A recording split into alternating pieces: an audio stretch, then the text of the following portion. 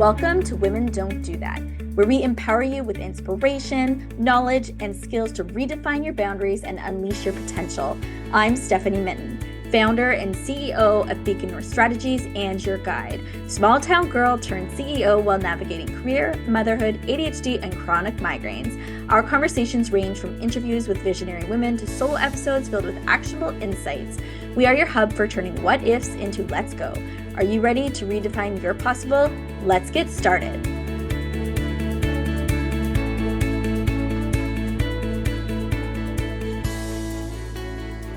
I'm so excited to have Shannon Ferguson join me on the podcast today. Shannon is an award-winning entrepreneur and the co-founder and CEO of the growing tech startup FanSaves.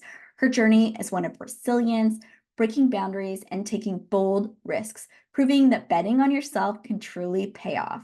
Shannon has been through some hard times, but she's picked up the pieces and kept moving forward, which makes her story even more inspiring. She's full of incredible advice for both your career and life. I loved our conversation, and I know you'll walk away feeling inspired and motivated. Let's dive in. Welcome, Shannon.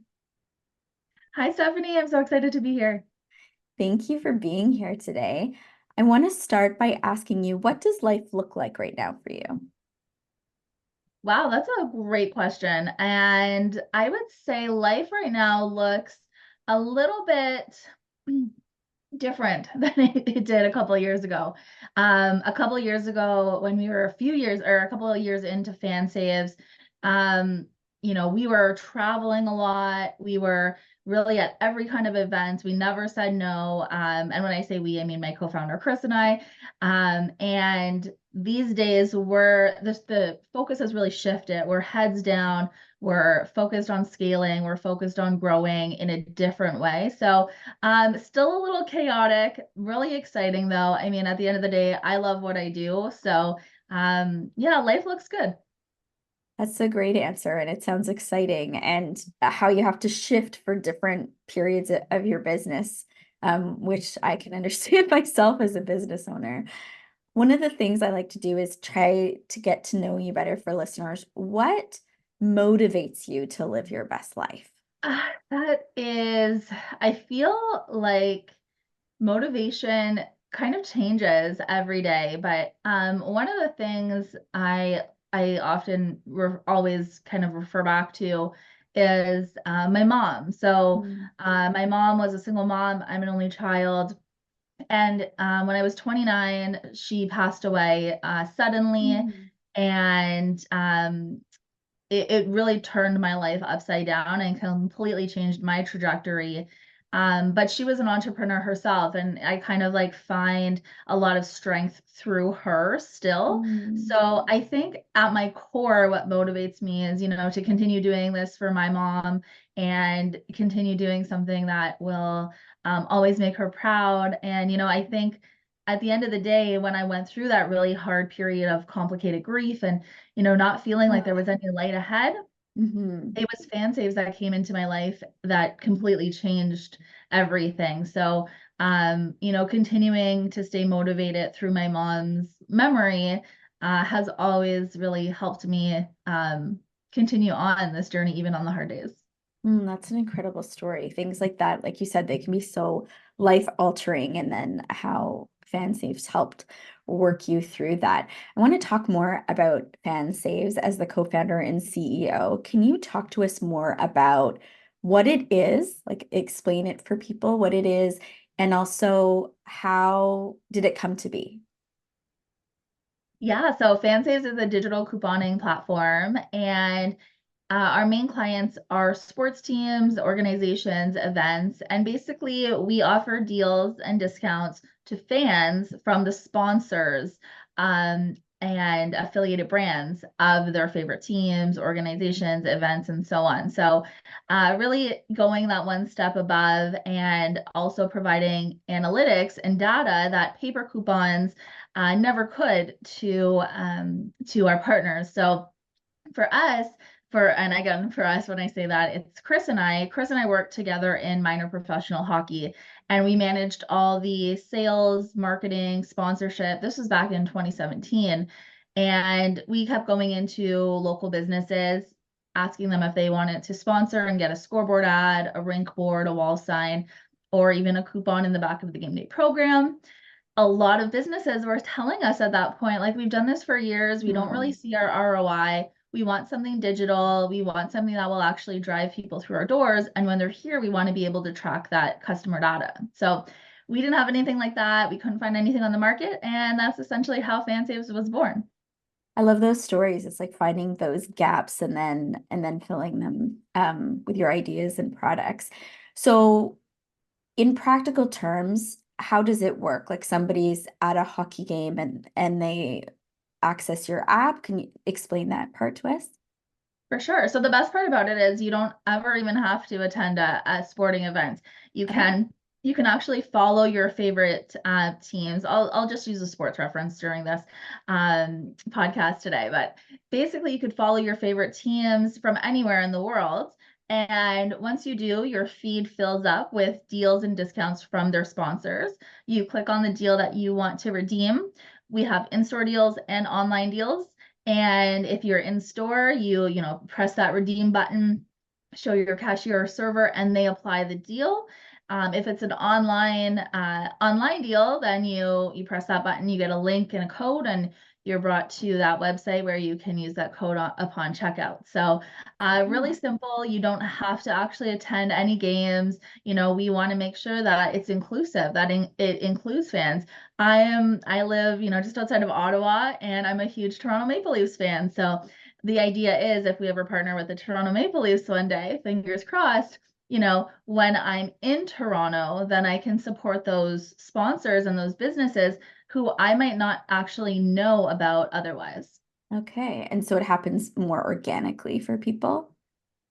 Yeah, for sure. And you know, it allows people because a really great example is one of our partners is the NASCAR Chicago Street Race. And when the inaugural event was last summer and we were a part of it, but you know, a lot of with the street closures, a lot of these local businesses were losing that foot traffic. And the Chicago Street Race really wanted to find a way how to help those businesses and drive traffic and drive visitors into those Mm. stores. So we were able to do that successfully. We, you know, signed a commercial deal for this year where we were there in July, and it really just helps those local businesses get people through their doors who, again, are in a city that they don't know where to go, and why not go to the businesses that are supporting the teams that you support. Oh, that's really interesting. You've had a very interesting and varied career. You have won so many awards and you have done so many different things. Can you walk us through some of the milestones of your career that get you to FanSaves? For sure. You know, I was talking about this the other day, and I talk about it in some of my talks that I give, but growing up, I always thought that life was going to be linear. Like I thought, you know, Mm, you graduate high school, which I did. I graduated on time. I went to university. I graduated on time. I started a career on time. I got married on time, right? Like, right. and I always thought that's just how it should be and it would be. And then again, in my late 20s, I was working in sports marketing for an online sports book, which really, you know, I grew up as an athlete. I played competitive hockey, I played competitive soccer, I played every kind of sport. Um, so working in sports was kind of a no-brainer for me, and I loved that career. Um, I loved what I did. And I was in Montreal. I was working in, again, sports marketing. While I was there, I actually started a blog, which I had never done before, but I've always been a writer. I did my postgrad in broadcast journalism. So I started this blog. It was called The Love Hawk. It still exists. And it was all like love and relationship advice. And I worked with a bunch of men. I was the only woman on my team, and they loved it because it was very like straightforward. And they were like, "Yeah, like start a blog," and they were very supportive. So that was a milestone, not only just working in that career, but starting the Love Hawk was the first time that I put my writing out to the world, was the first time that I was really vulnerable with, you know, the online community. And that was the first time I was getting this feedback of like, oh my goodness, you're a good writer and we love it. And it was that validation of like, okay, it's scary, but I'm helping people, even if I could help one Mm. person with my advice or my stories. And so that was really a catalyst. I also, starting that blog, taught myself how to make a website, taught myself how to kind of market my own brand outside of the marketing I was doing for that company. So that's a really big milestone in my career. And then again, from there, my whole life kind of fell apart. I went through a divorce. My mom passed away all literally in the Mm. same year. And I moved back to my hometown, which is Cornwall, Ontario, and I was kind of lost. I was like, I Mm. don't know what to do. I took time off. I tried going back to work, hated it. And I was just in a really low place. And then I started my own business, a marketing company. And I was getting out more in the community. I was doing more events and meeting more people, kind of getting out of that deep grief I was going through. And one of my clients became at the time, the new minor professional hockey team in town. And through there, I met Chris, who was a player, and he actually broke his finger in a fight. So he was brought to the front office, and we totally like meshed from the beginning and working together. Then that's how the FanSaves story came up. So really, a lot happened in like the span of less than a decade. Hmm. But now we're here and FanSaves is flourishing. So it's kind of a cool Hmm. story. And we always say a lot of things had to go wrong for Right. things to go right. It's always very interesting because I loved how you started a marketing business, you became an entrepreneur, you pivoted, um, and as the ideas came or the opportunities came, and I think that happens a lot, right? You start something and that's kind of your baby, and then it changes, and how sometimes, like you said, like those can be good and interesting decisions, and you have to go through some of those challenges to find that sweet spot or find the thing that you love, and it's an interesting story. I know you've also done like TV and podcasting, and you've done so many different things. When you look back at that journey, what decisions or moments or skill sets do you think really helped you grow your career? I think I really think like jumping in head first and Mhm. trying to say yes to every opportunity that was given to me really helped. And I also truly believe that building a network Mm. has been incredible. And so many people, they kind of discount the fact that business and life is all about who you know. Like it's taboo that people don't want to say, oh, it's, who you know matters, but it truly does. And if Mhm. you're a good person and I always say, like, I want to help someone before they help me. It's all Mm. about reciprocity. And if you're genuinely looking for ways to help people, then they're gonna, want to help you back. And like I said, I did my postgrad in broadcast journalism. I did my undergrad in communications. So I was, in my early 20s, my goal was to be a TV reporter, a TV host. And I lived in Toronto, I lived in Montreal, I lived in Calgary, I was in all these big cities Mm. looking like chasing that dream. And it was like the recession in, 2009, and no one was hiring. I Yeah. interned at Entertainment Tonight, and they were like, "Yeah, you're an intern, but like we're not hiring right now. Sorry, girl."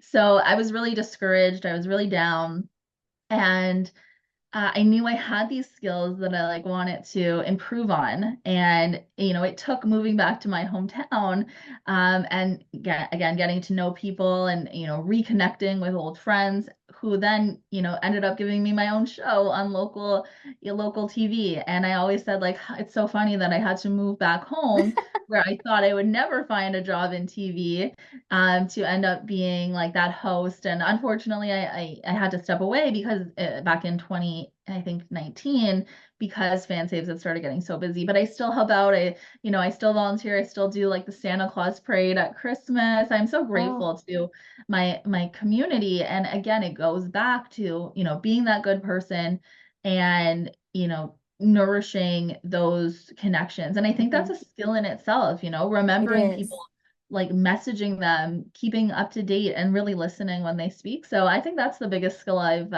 honed in on along the way. That's really important. Right at the beginning, you talked about jumping in like head first. And I think that that's something that a lot of women really struggle with.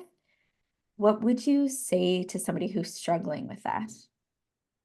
One of the things I always say is just do it. Just do Mm, it. Like we hear Nike saying it all the time. And so many people and women especially always there's like this fear. And I think, I've overcome a lot of this fear as well, but once you do it, you get better at it. But it's that fear of like, I have to have everything figured out before I start. right. So I always just say, just start because you never know what you're going to learn along the way that's going to Yes. you improve. And again, like when we started FanSaves, we're like, let's start an app. Neither of us are technical co-founders. I found like a random free app maker and made like this template. I didn't know what I was doing. I knew I could make a website, which I did. But again, when you start, you never know what it's going to lead to and what skills you're going to learn. So I always just say, like, just start. Don't try to have everything figured out, every little like minuscule detail, because that is just a way that you're delaying and Hmm. you're literally giving your fear the upper hand. And procrastinating is, essentially that like fear of jumping in head first. The fall courses of the Beacon North Mentorship Academy are here. Join us to boost your advocacy, communication, and media skills. Whether you're new to lobbying or a seasoned advocate, we've got something for everyone. Check out the schedule and secure your spot today. Link in bio for details.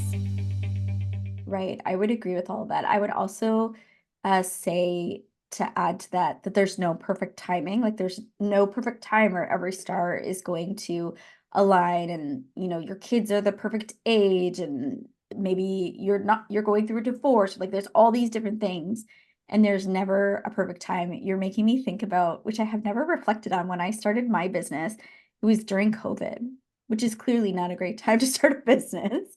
But that's what you do, right? Like you go with the opportunities and can lead to great things. I really appreciated what you shared about networking. That's also something that people really struggle with. I really identified with what you said about the authenticness of networking and that you're a person who genuinely cares about people, wants to know about them and help them. I'm a lobbyist in my day job, and people will often say like, oh, like you're such a good networker. Talk to me about this. And I'm like, it's a challenge for me because I think one of the most important things is you genuinely have to care. I love talking and meeting people. I love connecting people. I love solving problems. So when I meet somebody new and I'm talking to them at a reception, I'm not just there to like get their cell phone or like be able to call them later. I genuinely am interested in people's lives and stories. And I think that that's hard to fake. It's so, yes, it's literally, I feel like it does take a special kind of person where you have to not be like in it for yourself. And there's so many times you go to a networking event and someone will like start talking to you and they're just talking about themselves and their business and like throwing all this stuff at you and you're like, okay, that's really nice, like I don't remember your name. But Yeah. like I want to hear about you. I want to hear about like how many kids you have or like what pets you have. Like, cool, we'll get to your business, but like let's connect on a personal level so I can like know your name, remember your name, know where you're from. And then if and when we get to talking about your business, that's cool. But so many people in networking events, they're just like, let's get right into it. And you're like overwhelmed. And I love that you love your business, but let's connect on a different level first. Yeah, getting that kind of personal connection going. It's a great thing to remember. When you look back at your career, what was the biggest hurdle as a female entrepreneur in a male-dominated space like tech and sports? Can you talk about that side of things a bit? That's been a pretty big hurdle for sure. And for me, it's been especially hard because, I grew up playing hockey with the boys. I grew up being one of the guys. And I still say this, but I always said growing up, like, I don't want special treatment because I'm a girl. Like, I can beat the boys. Give me a chance. Right. And it it started to become really evident, especially having a male co-founder, where early on we would go out to, conferences or networking events, and people, not just men, because women and men have unconscious bias, gender bias, and I myself have it, but people would direct their attention to Chris, and I'd get questions about if I was his secretary. Mm. Or they would ask him questions about, like, oh, did you like watch the NFL draft? And Chris has been such an ally. He's been wonderful, and he's helped bring out a lot of confidence in me, because when he'd get questions like that, he'd actually be like, oh, Shannon's the person to ask because she's the big NFL fan. And that it would kind of throw them off kilter, and they'd be like, oh, like your secretary? And he'd be like, no, she's actually the CEO of the company. So having those male allies has been really beneficial Mm. and given me more confidence for sure.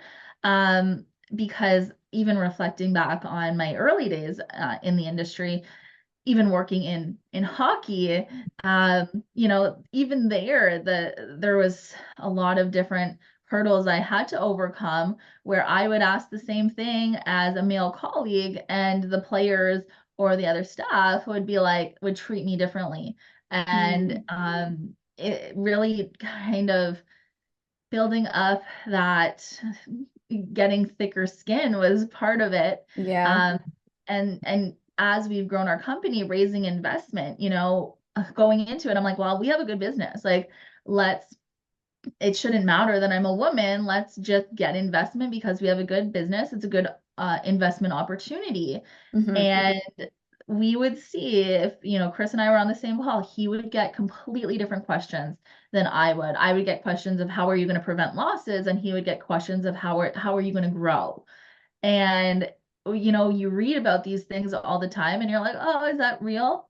It's absolutely real. We've lived it. And, it's just been, it sucks, quite frankly, because it's Yeah. like, again, I don't want to be a check mark. I don't want you to give me money because I'm a woman, but I also don't want you to not give me money because you discount me and think I can't do as good a job. Right.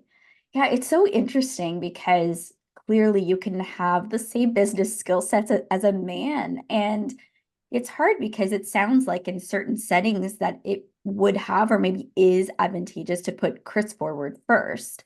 And yet that's not fair. And you're the CEO, like you have those skill sets. So how do you manage that? Because there's something about it that's like you want to change the system and something about it that makes it wrong and makes you angry. And at the same time, you need to grow your business. So you need to play the game. How do you handle that? Definitely. And we've had to play the game. And we have lists of investors that we would reach out to, and Chris would reach out to the men and the sports-based investors, and I would reach out to the women and the Mm. funds empowering women. And we literally had to be strategic about it, because, I don't think maybe I'll be the first person to say this publicly, but in startup circles, especially women groups that I'm part of, even these funds that are for women, not every single one of them, but a lot of them, it's like, it's all talk. It's like a vanity project. It's like, Mm. oh, yes, we're supporting women, but are you really? Like, are you? Yeah. And I think that there is still a lot of work to be done. And, I think the thought and the idea behind it is wonderful. And I think that getting that message out on a larger scale of, yes, women don't have the same opportunities when it comes to raising investment is really, really important. And now I just think, like, for certain people and certain investors, it's like, okay, let's put that money where your mouth is, right? Right. Yeah. Oh, that's really interesting. You're making me think about, I've never done the analysis, but like I would assume, just based on what we know, that like the funds for women versus the other like venture capital funds and stuff are much less money. And even for myself, there was one that came by my desk recently. I was like, oh, like maybe that would be something I could apply to. But it had all this mentorship and stuff around it, which I, some people may need, but I'm like, I don't think I need that. I just want the money to grow my company. I have the skill sets. But I don't think I need that mentorship piece necessarily. And it's interesting because I would imagine for some of those other things that maybe males apply for, they don't get that mentorship piece. And for some people, maybe they want and need that. But I'm like, I don't really have time for that. I just want to like get the capital to grow the business, right? Um, it's interesting when I first met you at the reception that we ran into each other. I was very interesting. You were talking to me about like getting capital for your business. And it makes me think about, I talk to so many women from having a podcast like this. And what we talked about earlier in terms of like taking that first step, taking that jump, owning your own career, like, or a company, like those are all things that are really big challenges for them. Like taking those risks is a challenge. And then when I think about getting capital and raising money for your company, it's like a whole nother big jump. So, first of all, can you explain? Because I feel like a lot of women probably don't even know, why do startups need to do that? And then how do you approach it? For sure. And this was a big learning curve for me and for us. Chris and I like had never really started a tech startup or a startup in general before. And we were about like 6 months in when we're like, I remember I came across uh like a pitch competition and I was like, I think we're a startup. Like, should we apply?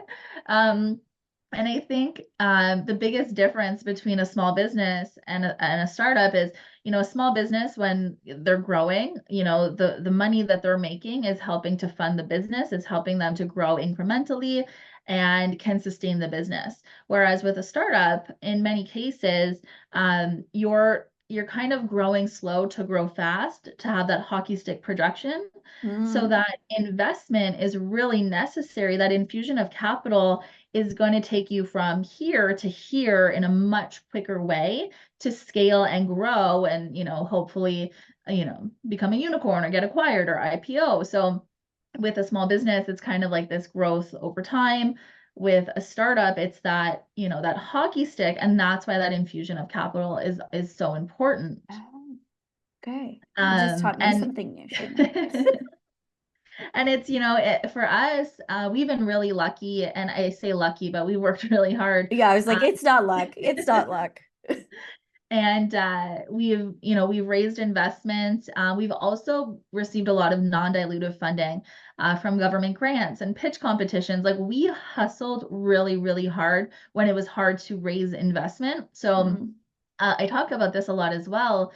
A lot of women, when they see a grant come across their screen or come across their phone, um, or a startup competition or anything, and it'll say these are the requirements, and it's like known that women will look through all of, like, say there's 10 requirements, and if they meet, 8 or 9 out of the 10, they're going to be like, oh, I don't meet all 10, I'm not going to apply. Whereas mhm. men will meet like 1 or 2 and they're like, yeah, I'm applying. Right. And they're throwing their name in the hat, their hat in the ring, whatever the thing is. And they're putting themselves out there even if they don't meet those qualifications. So I always tell women, like, you might get a no, but why not, fill out that application, Yeah. try to get it, because you might fill a quota or you might fill a box that they're looking to fund. And, Right. Or maybe that's nobody else has 8 check marks in out of the 10, right? And they have 7. So,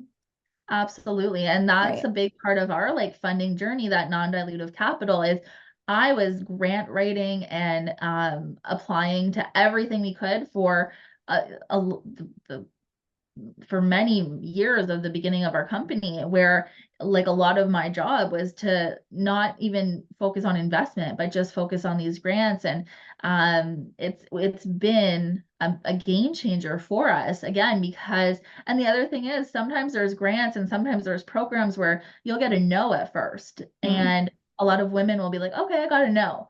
I'm different, where I'm like, okay, I got to know, what do I need to do to get a yes? And mhm.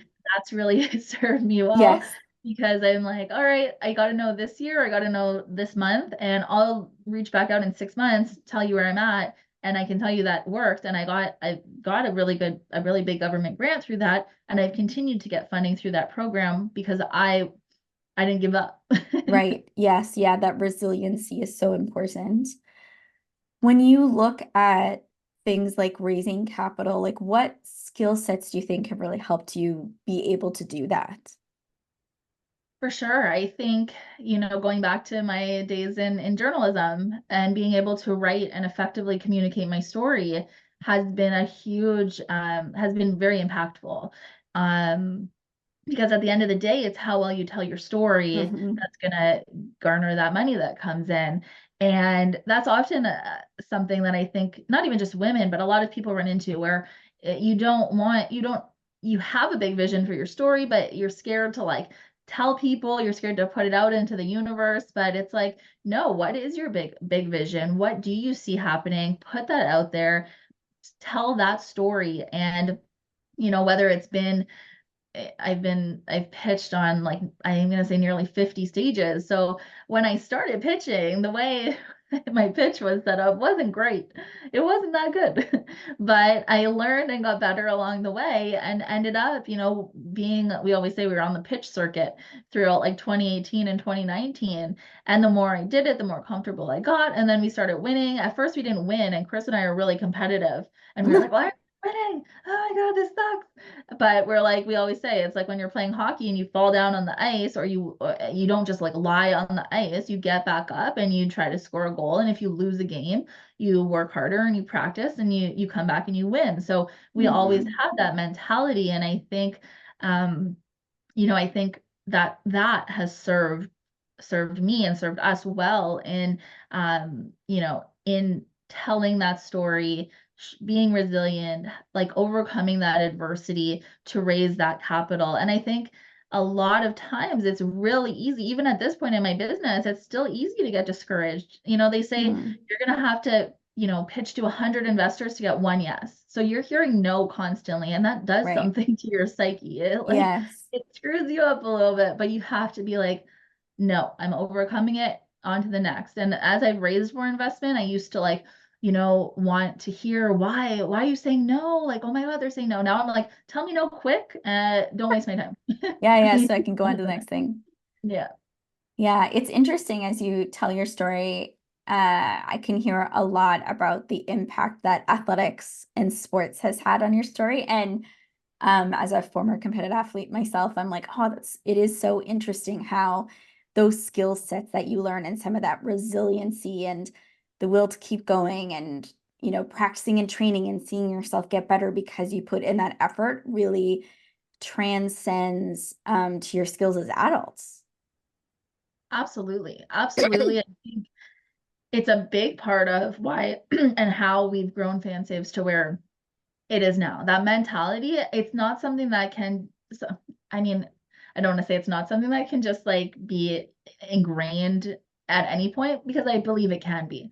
But, having it ingrained in childhood and adolescence, I think does kind of rewire your brain in a different way where you just see opportunity is. We also are always told, we've been part of a lot of amazing accelerators, and we're always told like you're so coachable. You're good Mm, students. You take what mm, tell you and you apply it and you learn and you grow. And I think being coachable has, also been a big factor in our growth. And also, like you said, just that resilience and that facing adversity and not letting it just, throw us completely off kilter. So I'm a big, advocate for kids and youth playing sports, even if it's not at a competitive level. You're learning that teamwork, you're learning that leadership, you're learning, again, like you said, how to practice and get better and consistently improve. And this day and age, I think, some people just, like expect that they're going to improve without putting in the work.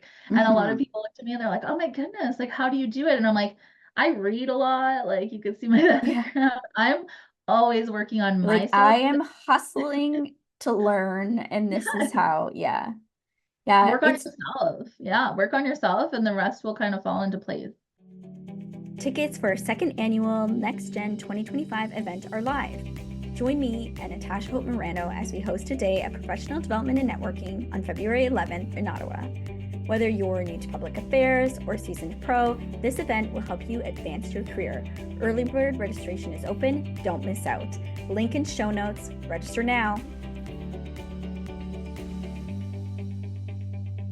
Yeah, no, it's true. And it can be little snippets. I know for me, like I'm a podcast junkie, like I love podcasts, and there's so much amazing like free information out there that you can consume in a relatively short period of time. I can be making my family dinner, I could be folding laundry, and maybe it's 20 minutes here, half an hour there, but you're gaining so much from that information, right? And so there are ways to definitely dive into things even when you're really busy. um, I know some of the big thinkers, Oprah and others are really good at one, most of them read a lot, but two, they also try and create some time in their schedules to think.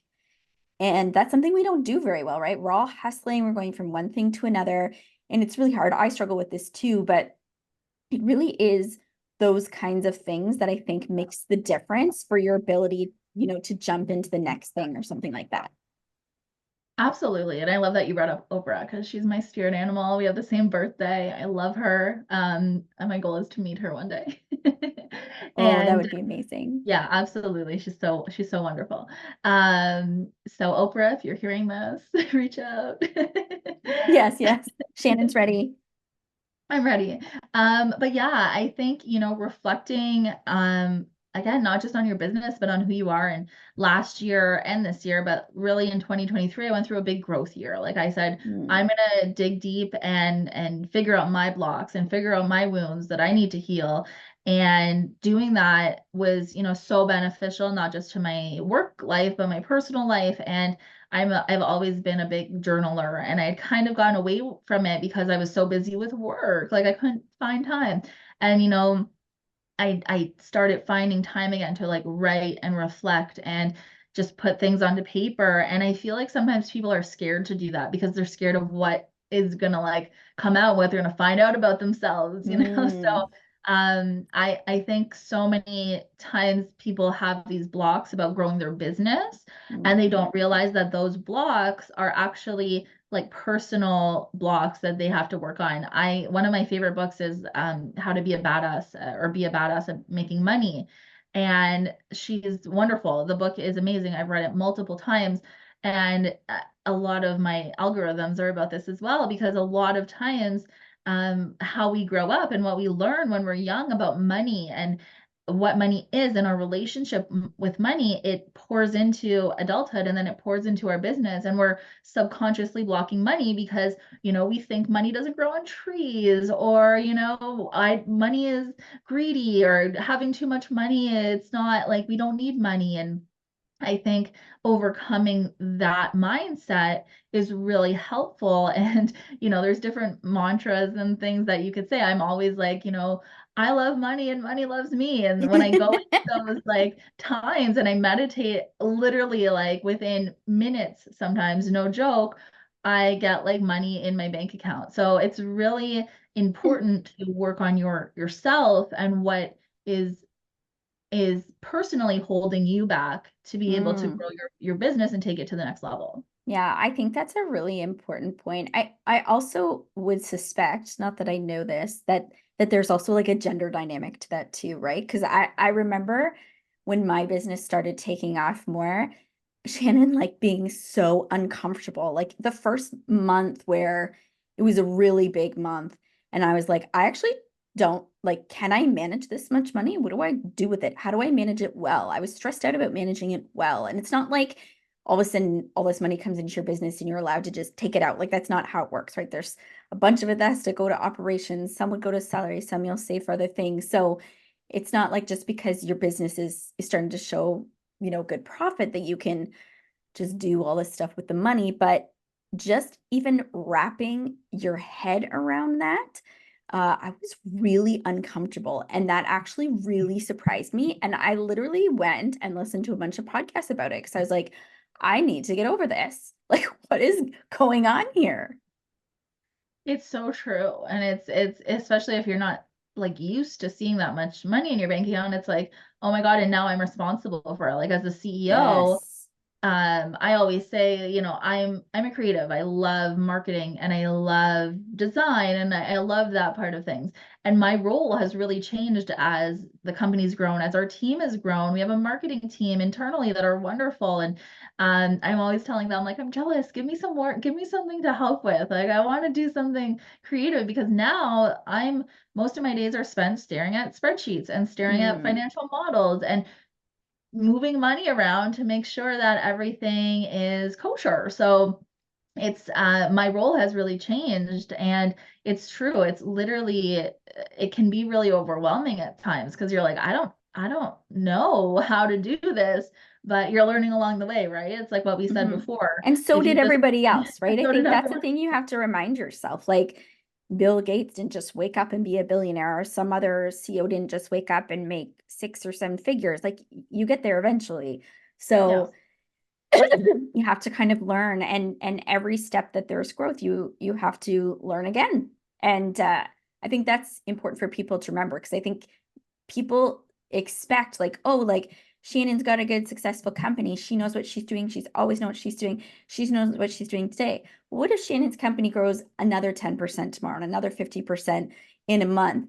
You've got to learn how to manage that kind of growth, so you're constantly learning and growing, going through that experience.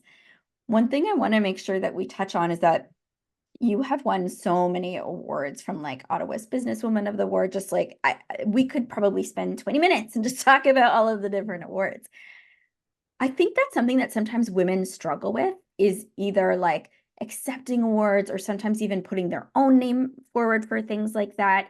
Can you talk about the importance of that and like how you get over those uncomfortable feelings around things like that? It's so real. It's very real. Like I deal with imposter syndrome all the time. I'm like, what? Like I'm just a girl from Cornwall. Like what is going on? It's very surreal. It's also very humbling. It's very like, oh my goodness. And I'm innately like a shy person and I've worked really hard to overcome that and work on that. But when, I have to go up on a stage and say a little speech and accept an award, I'm very, very happy and very excited. But at the same time, I'm like, oh my God, like I don't know what to do here. So, I always tell people it's like, yeah, cool. And again, I don't do it for the awards. But it's validating in a way to be like, okay, this is what I'm doing is working and other people notice. But again, really humbling. And I Mm-hmm. think that staying humble is the key because Right. if you let it go to your head, then you're like an asshole. Yeah. It's also, But I think people like to take it down to a basic level, which you would understand given your background too. It's important for your business growth and the branding and marketing of you and your company. Like just as a basic fact, it's part of what sets you apart, right? And that's and the so to reason. try and That's the remember, reason. like it's not just about you, it's actually needed to continue to do the thing that you love.